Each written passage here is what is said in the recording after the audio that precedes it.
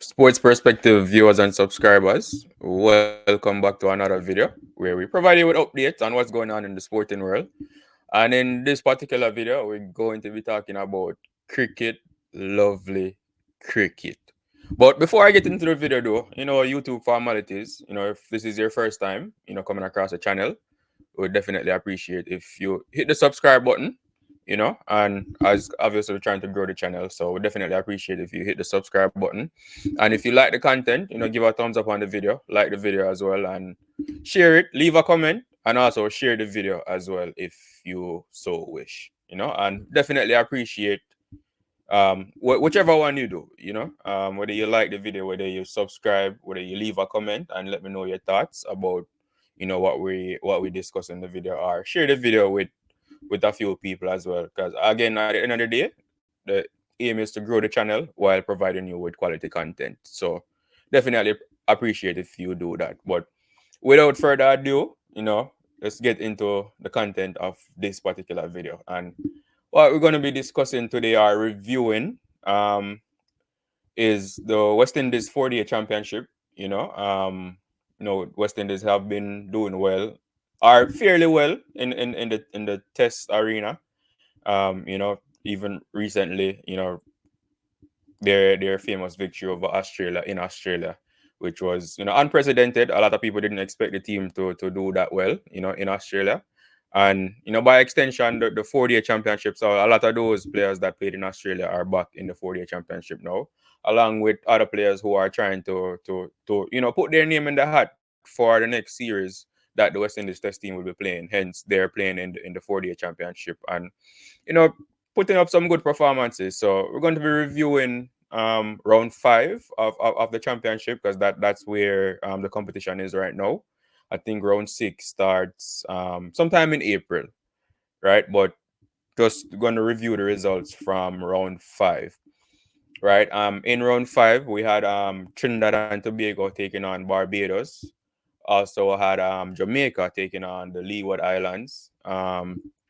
West Indies Academy took on the combined colleges and campuses, and we had Guyana going up against the Windward Islands.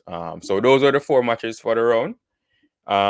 So starting with the first match, which was Trinidad versus Barbados, we see where Trinidad, Barbados ended up winning the match by 8 wickets. So scores in the match were Barbados made 279, and Trinidad made and 279 and 20.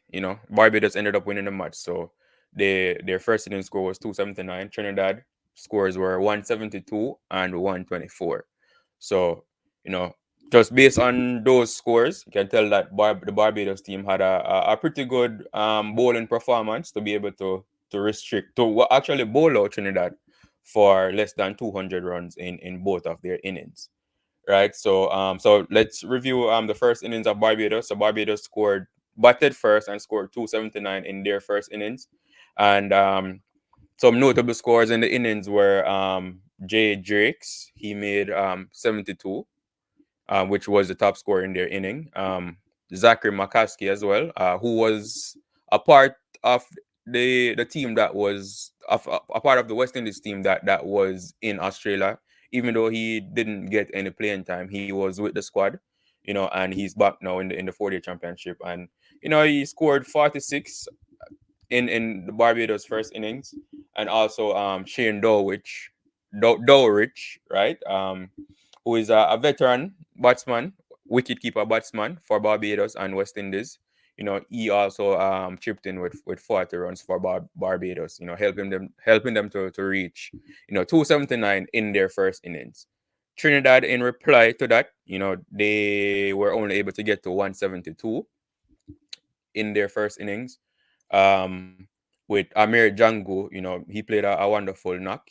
He made 93. And that was really the only notable batting performance from Trinidad in their first innings. There were a few other starts there, but 93 from Amir Django was the standout performance.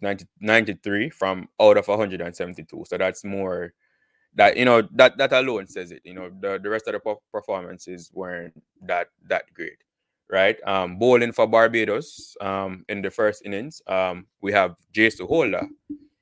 Yes, Jason Holder is back playing 4-day cricket 4-day championship.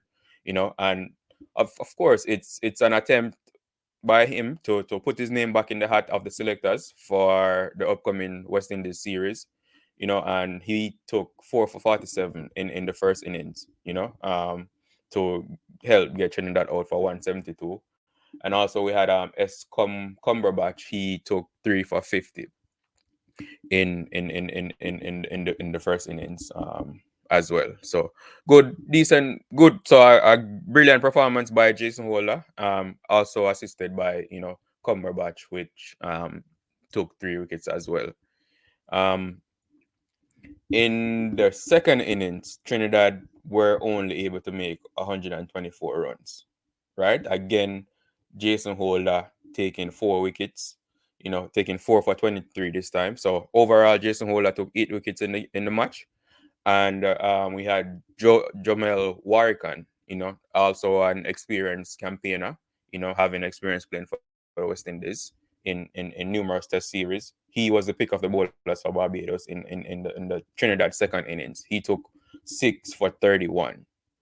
So Jason Holder and Warrican were the only wicket takers for Barbados in Trinidad second innings. Jason Holder got 4 wickets and Warrican picked up 6. A brilliant bowling performance by both of those experienced players. And that's what you expect. That's what you want to see from players that have experience playing for West Indies at the highest level. You want to see them stamp their authority when they're back playing regional cricket. And so it was really good to see Jason Holder and Warrican, showing their class and picking up wickets. And this bodes well for them as they, like I said, as they try to get themselves back in the West Indies team for the next Test series that will be coming up. So again, Barbados, they won the match by 8 wickets. And that was it for Barbados and Trinidad. So brilliant performance by Barbados in round 5. And hopefully, I'm sure they're hoping, and I'm sure the Bajans are hoping as well, that as the next round begins in April, that Barbados will be able to continue this good form. So brilliant performance by Barbados, and kudos, like, again, to Jason Holder and Joel Warrican for stamping their class, in the round. Next match that we had was the West Indies Academy versus the combined colleges and campuses. So this was a matchup of two young teams. Obviously, as the name suggests, the West Indies Academy.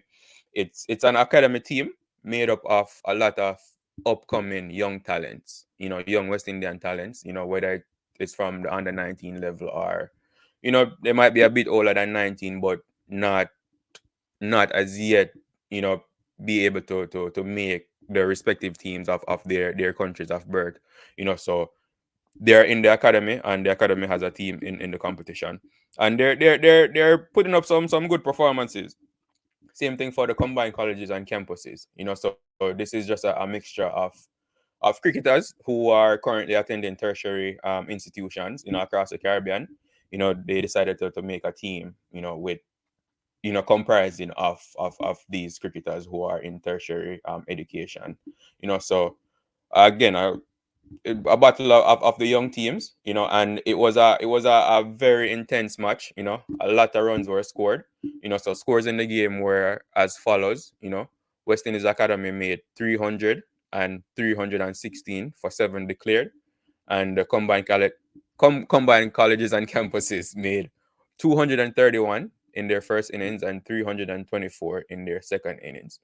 So the West Indies Academy ended up winning the match by 61 runs. But as you can tell from the scores that were made in the match, there were a lot of good batting by both teams in the match, right? So top scoring for the West Indies Academy in their first innings was C. Bowen. He made 76. And also, so you got a half century there. And also Jay Lane, he made 63. So two decent half centuries there from the youngsters of the academy in the first innings, which helped them to get to 300 runs. Bowling for the combined colleges and campuses in the first innings, we see where Yannick Otley, he took 5 for 47 in the first innings, to help get the West Indies Academy restricted to only 300. Well, not to 300 runs. So brilliant bowling by Yannick Otley. And if you're familiar with regional cricket, Yannick Otley is a name that most people will be familiar with. I think he's from Trinidad, but he's attending a tertiary education institution. Hence, he's playing for the combined colleges and campuses. The combined colleges and campuses, in reply to that 300 from the first innings, they were bowled out for 231 runs. With So, and top scoring for them was Z Matara. He got a half century. He made 56. And we also have D Richards. He also got a half century, making 59. So two decent performances there by the youngsters of the combined colleges and campuses. For the bowling for the West Indies Academy in the first innings, we see where A. Ned, he was the best bowler for the West Indies Academy, taking 4 wickets for 51 runs in the first innings, right? So which so the West Indies Academy, they had a lead, a decent lead, going into the second innings, where they then put up 300 and scored 316 for 7. They cleared, right? And in their second innings, we see where Teddy Bishop, a very young, promising um batsman. A lot of people around the Caribbean region are expecting great things from Teddy Bishop. And in the second innings, he scored a century, so he got 114 runs. And also with him was Jay James. He scored 58 runs. So those were the two main contributors for the West Indies Academy in their second innings, and they declared on 316 runs, which gave the combined colleges and campus, which meant that the combined colleges and campuses had to chase down a pretty significant total, over 380 runs to win the match. And in reply, they were able to get to 324 runs. So a valiant effort by them, but unfortunately that wasn't enough because they had to get 380 to win. So the West Indies Academy ended up winning the match, but again, some good performances by the youngsters of the combined colleges and campuses as well. So we see where K. Puran, he made 88 runs, and also Henry, he made 63 runs. So two brilliant half centuries there by the youngsters to propel their team to a very good total, but unfortunately, it wasn't enough due to the size of the total that they were chasing. Bowling for the West Indies Academy in the second innings, we see where Jay Bishop, he got 4 wickets, 4 for 93, and K. Allen, he took 3 for 44. And that's how the bowling for the West Indies Academy came down. So some brilliant performances by the youngsters in that match. As a matter of fact, that was the highest scoring match of the round. So it's good to see that the youngsters are putting their head down and spending time in the crease, and batting and making some runs. And we'll see, how they perform, what their performance is like throughout all the rounds, and then it's up to the selectors, the West Indies selectors, to decide, if they want to give any of them, a chance in the next West Indies squad that is selected, right? So brilliant performance by both teams, and looking forward to see what they do in the upcoming rounds. Next match we had was Jamaica versus the Leeward Islands.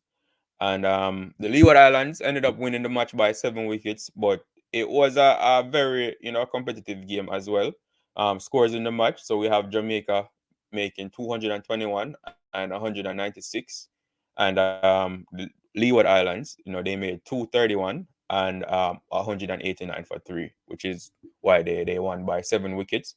But just looking at it, after the first innings, Jamaica made 221 and the Windwards made 231, which gave them a first innings lead of 10 runs.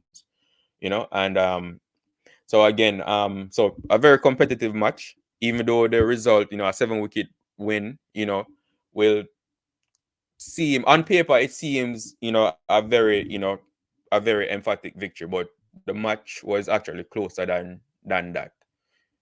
But so batting for Jamaica in their first innings, we see where Carlos Brown, he top scored with 80 runs, so a good half century from him as well.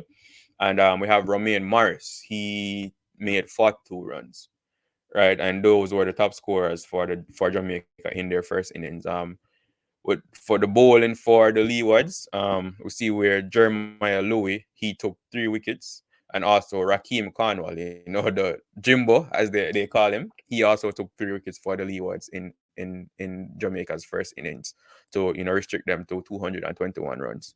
The Leewards in reply, they made 231, and their top scorers were Justin Greaves, again another player that was on the West Indies tour in Australia, and he didn't do terrible. I mean, he could have done better in Australia with the bat, but he did take some crucial wickets with the ball as well, so in Australia. So a decent all-round performance by him.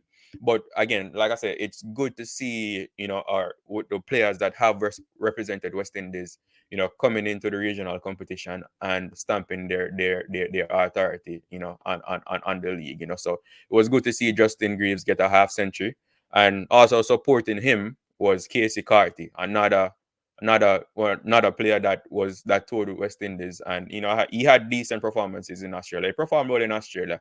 He got 53 as well in the Leewards first innings, too, which helped them to gain first innings lead. And in a 4-day championship, winning first innings, there are points awarded for whoever um, wins the first innings. So it was good to see Casey Carty supporting Justin Greaves there, and helping his team to gain the points for winning the first innings.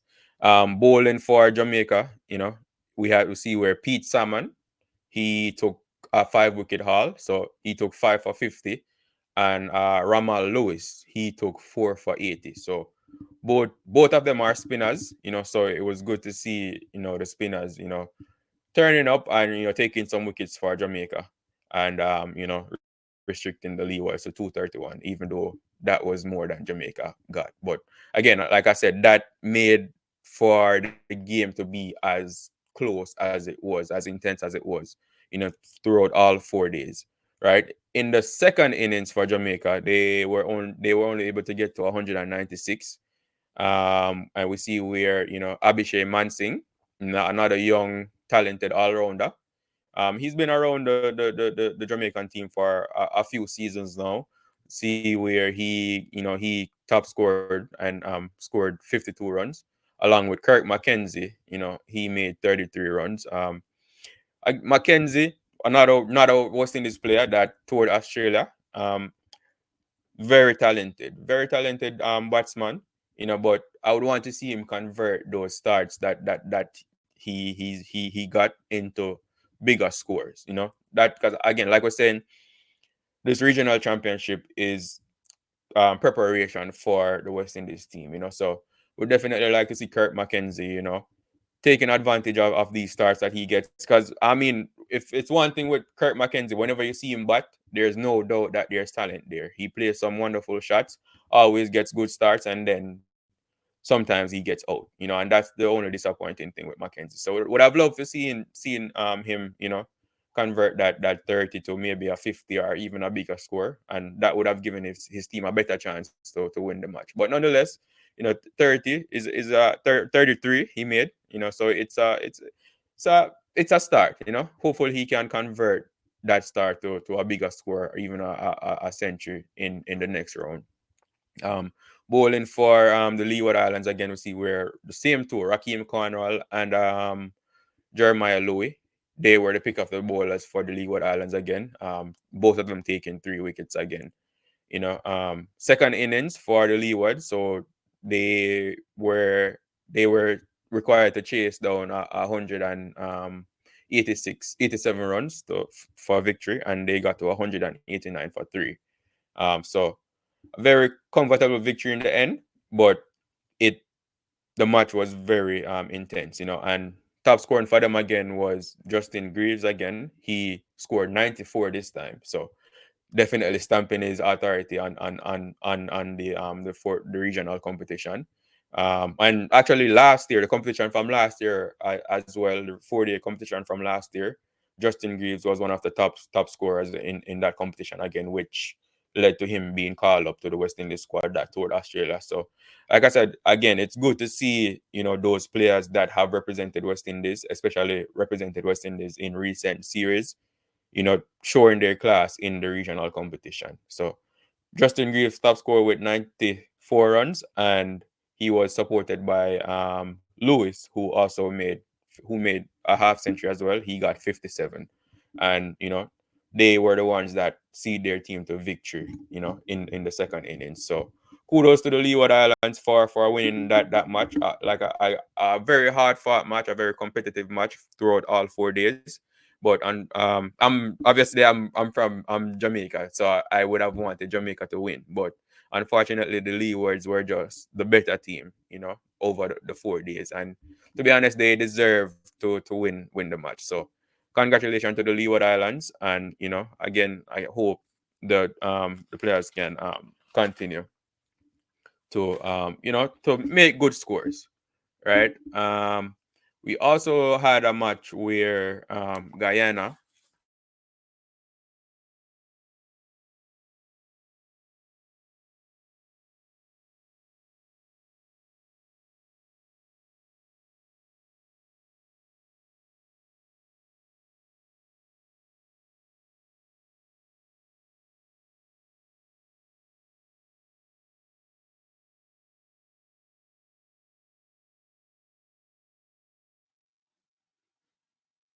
Yes, and in the match between Guyana and the Windward Islands Volcanoes, Guyana won the match emphatically.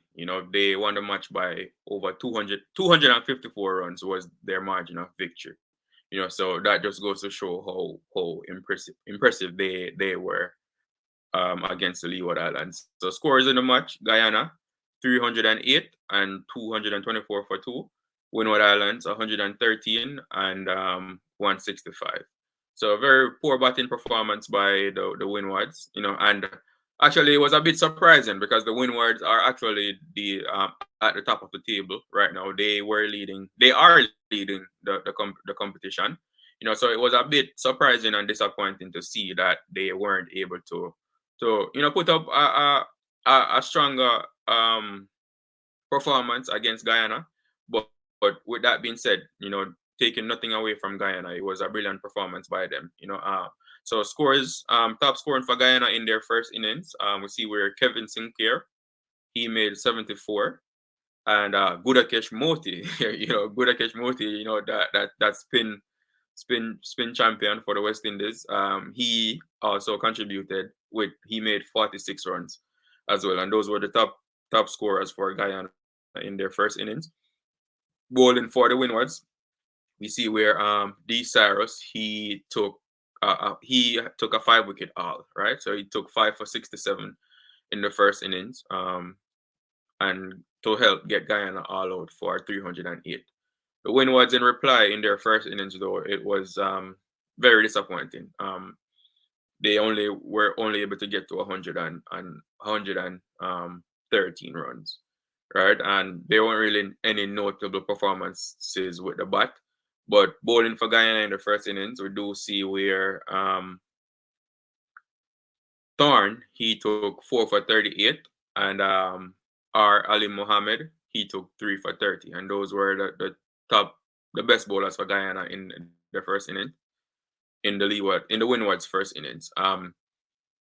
In Guyana's second innings, we see where, the West Indies opener, Tejaran Chandapal, he scored a century. And if you've been following Tejaran Chandapal, he's been he's been having a rough time with the bat recently. you know, from his time with the West Indies, you know, in series in Australia and even the series before that, you know, he's been having a tough time with the bat. So it was definitely good to see Tejan and Chanderpaul getting back into some form and, you know, scoring a 100. So he scored 101 in the second innings, and also scoring 100 was Tevin Imlach as well. You know, so there were 2 centuries for Guyana in their second innings, and so yeah, which led to them having, you know, a huge lead over 400 runs. You know, they gave Windward Islands to get in their second innings to win the match, and the Windward Islands in their reply, you know, trying to win the game. And to be honest, with a score that big, I don't think they were really batting to win the game, more batting to draw the game. But unfortunately, they were only able to amass 165 runs in their second innings. You know, again, not too many batting performances to say much about. But bowling for Guyana, there were two bowlers, you know, that had 5 wicket hauls. So you see where Niall Smith, he took 5 for 29, and the veteran Versami Permal, he also had a 5 wicket haul as well. He took 5 for 47 to bowl out the Windward Islands for 165, and hence Guyana won the match by over 250 runs. You know, so a brilliant performance by Guyana, and this was a performance that was needed because they have been having, you know, a hard time in the 4-day championship this year. You know, so it was good to see the Guyanese players getting back into some form. Both their bowlers and their batsmen, you know, contributed, had good contributions. You know, a few centuries and a few 5 wicket hauls as well. So it was definitely good to see Guyana, you know, getting back into some sort of form, you know, and I'm sure the Guyanese will be hoping that that can continue, you know, in the next round and as they try to, you know, make the best of the season. So those were the results. Overall, I would say it was it was decent. It was a decent run as a fan, and this is from a fan perspective now, because again, these competitions are preparation, you know, for upcoming, you know, West Indies series, you know, and all the players that are in these competitions are trying to state their claim, you know, to the selectors, you know, to try and get into the West Indies team. And there were some very good performances throughout the round, right? So, you know, kudos to all the players that, you know, put their hand up and, you know, and performed, you know, and hopefully these performances they can be consistent, because that's the thing with, and us West Indies fans know, we struggle with consistency, right? And that's what we want to see from the players, both in regional cricket, so both at the regional level and at the international level when they're representing the West Indies. We need to see the players performing consistently, you know, whether it's bowling or batting, right? Which is why I mentioned about Kirk McKenzie, you know, there's no doubt that Kirk McKenzie is talented, but he needs to perform consistently and turn those small scores into bigger scores, because that's what the best teams in the world are doing. The best teams in the world have 3 or 4 batsmen that are, you know, consistently, you know, performing for them, scoring runs for them, or even if it's the bowlers, taking wickets for them consistently, right? And that's how they are able to get to the top of the World Test Championship. So you're talking about the Australias, the Indias of the world, you know, and so on. You know, they have um players that perform consistently for them. And as a fan of the West Indies cricket, that's what I want to see from our players as well. But obviously, it's a process, and it's not going to happen overnight. So just have to be patient with the players, and you know, the result in Australia, you know, showed that there is talent in the region, and if the talent is just honed and the players put their heads down and, you know, focus and, you know, and try to be consistent, that they can compete against the best teams in the world. So it was good to see a lot of these performances in the fifth round of the championship. So again, it was so that's all I have for right now, as far as the review of the round 5 of the West Indies 4-day championship. And again, do remember to subscribe to the channel, like the video, and leave your comment. Let me know your thoughts on the round, and which performance of the round was the best performance to you, or what performances stood out. So again, thank you for tuning in, Sports Perspective fans, and we'll see you on the next video. Thank you.